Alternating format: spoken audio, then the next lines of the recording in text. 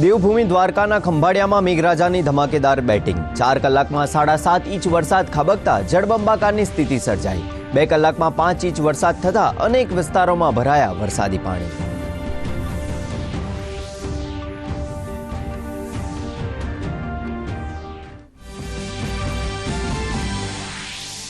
ભાવનગરના ગારિયાધાર શહેર અને આસપાસના ગામોમાં ધોધમાર વરસાદ। શેત્રુંજી નદીમાં આવ્યા નવા નીર। અમરેલીના લીલિયા પંથકમાં ગ્રામ્ય વિસ્તારોમાં પણ વરસાદ। રાજ્યમાં આગામી 7 દિવસ છૂટાછવાયા અને હળવા વરસાદની આગાહી। આગામી 24 કલાકમાં દ્વારકા પોરબંદરમાં ભારે વરસાદની આગાહી।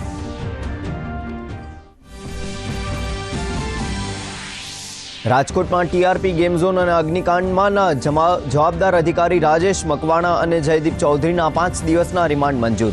બંનેના 21 જૂન સુધીના રિમાન્ડ મંજૂર। એસઆઈટીએ બંનેને કોર્ટમાં કર્યા હતા રજૂ।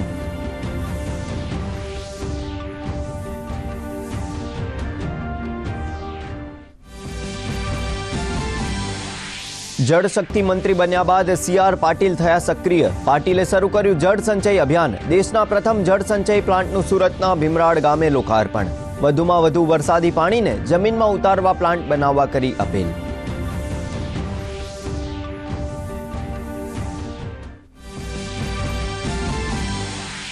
રાજ્યમાં આજે યોજાઈ યુપીએસસીની પરીક્ષા। અંદાજે 30,000 ઉમેદવારો આપી પરીક્ષા। પ્રિલિમનું પ્રથમ પેપર ઉમેદવારોને લાગ્યું સહેલું। ચુસ્ત પોલીસ બંદોબસ્ત વચ્ચે યોજાઈ પરીક્ષા।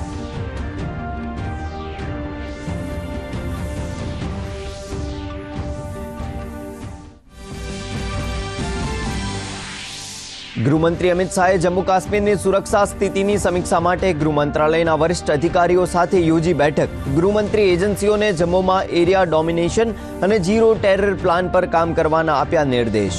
કહ્યું, આતંકીઓ પર કાર્યવાહી હેતુ સરકાર કટિબદ્ધ।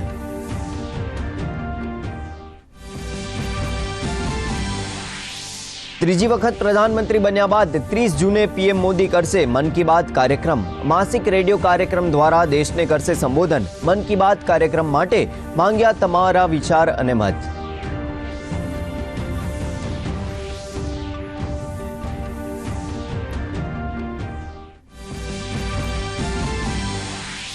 ગુજરાતની કેસર કેરીનો સ્વાદ પહોંચ્યો અમેરિકા। બાવડામાં કેસર કેરીની થાય છે ઈ-રેડિયેશન અને ક્વોલિટી કંટ્રોલ પ્રોસેસ। ફળની રોગ પ્રતિકારક શક્તિ સાથે વિશ્વસનીયતામાં થાય છે વધારો।